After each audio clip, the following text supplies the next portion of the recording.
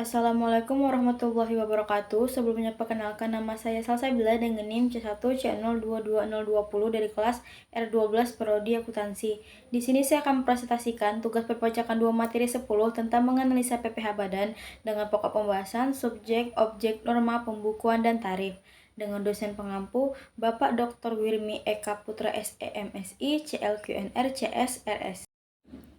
Pada pembahasan pertama, saya akan menjelaskan mengenai subjek dalam PPh Badan. Subjek PPh Badan adalah perusahaan atau badan usaha yang melakukan kegiatan usaha di Indonesia. PPh Badan berlaku untuk berbagai macam bentuk badan usaha seperti perseroan terbatas atau biasa disingkat dengan PT, koperasi, firma atau persekutuan, CV, dan bentuk badan usaha lainnya. Namun, kebijakan PPh Badan ini hanya diberlakukan untuk perusahaan yang memenuhi kriteria tertentu, seperti memiliki pendapatan bruto melebihi 4,8 miliar dalam setahun atau memiliki keuntungan yang belum dibagi lebih dari 50% dari modal ditempatkan dan setor.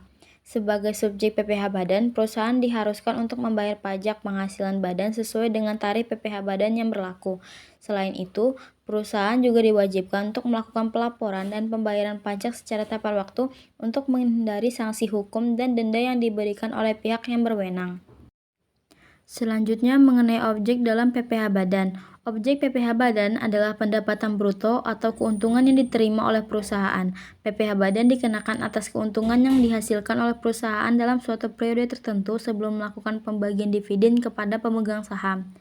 Dalam PPh Badan, pendapatan bruto yang dihitung merupakan jumlah pendapatan yang diterima oleh perusahaan dari seluruh kegiatan usahanya, termasuk penjualan produk atau jasa, pendapatan dari investasi, dan lain sebagainya. Namun, beberapa jenis pendapatan tertentu seperti bunga deposito dan bank, bunga obligasi, capital gain, dan beberapa jenis pendapatan lainnya tunduk pada aturan khusus. Perhitungan PPh Badan dikenakan berdasarkan tarif yang telah ditentukan oleh pemerintah, yang saat ini sebesar 22,5% dari jumlah keuntungan usaha sebelum pajak atau UBP. Namun, besaran tarif ini dapat bervariasi berdasarkan jenis industri dan sektor usaha tertentu. Sebagai contoh, perusahaan yang bergerak di bidang pertambangan dikenakan tarif PPh Badan sebesar 25%, sementara perusahaan di bidang jasa konsultan dan perpajakan hanya dikenakan tarif 4%.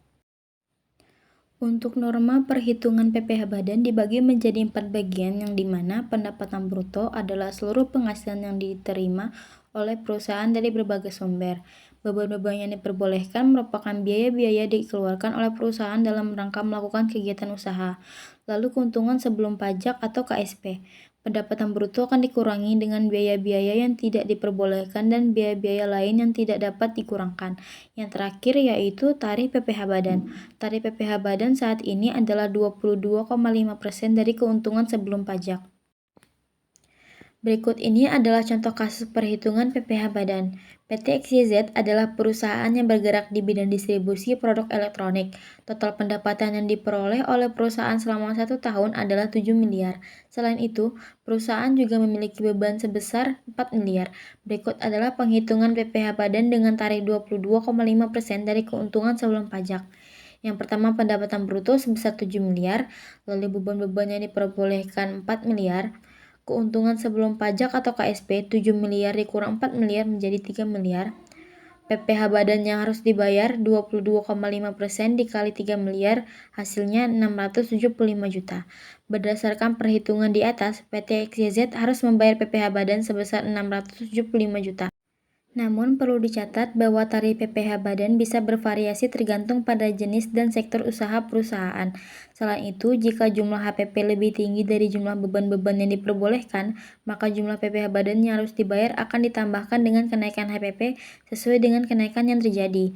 Oleh karena itu, penting untuk memastikan bahwa seluruh pembukuan PPh Badan dilakukan dengan cermat dan akurat sehingga dapat mendukung perhitungan pajak yang tepat. Selanjutnya, pembukuan PPh Badan. Jurnal dan buku besar adalah dokumen dasar dalam pembukuan PPh Badan dengan membuat jurnal dan buku besar. Lalu, perusahaan harus menghitung keuntungan dan rugi yang diperbolehkan selama 1 periode akuntansi dengan menghitung keuntungan dan rugi. Laporan keuangan yang lengkap dan akurat harus disiapkan oleh perusahaan dengan menyiapkan laporan keuangan. Selanjutnya, mendapatkan sistem atau program komputerisasi. Sistem atau program komputerisasi dapat membantu mempermudah proses pembukuan PPh Badan dan memeriksa kembali catatan keuangan. Periksa kembali catatan keuangan untuk memastikan bahwa semua transaksi telah dicatat dengan benar dan lengkap. Masuk kepada pembahasan terakhir yaitu mengenai tarif PPh Badan. Untuk tarif PPh Badan saat ini dibagi menjadi 3 bagian, yang dimana pertama yaitu tarif PPh Badan Umum. Tarif PPh Badan Umum adalah 22,5% dari keuntungan sebelum pajak. Tarif ini berlaku untuk semua jenis usaha kecuali yang tertera dalam kategori usaha khusus. Yang kedua, tarif PPh Badan Khusus. Tarif PPh Badan Khusus berlaku untuk beberapa jenis usaha tertentu seperti perbankan, asuransi, dan sektor mineral dan batu bara dengan tarif 25%. Yang ketiga, tarif PPh Badan untuk wajib pajak mikro. Untuk wajib pajak mikro, tarif PPh Badan adalah sebesar 1% dari omset atau 0,5% dari penjualan bruto per bulan. Sekian, terima kasih. Mohon maaf bila ada kesalahan dalam penyampaian maupun materi yang diberikan. Saya akhiri dengan wassalamualaikum warahmatullahi wabarakatuh.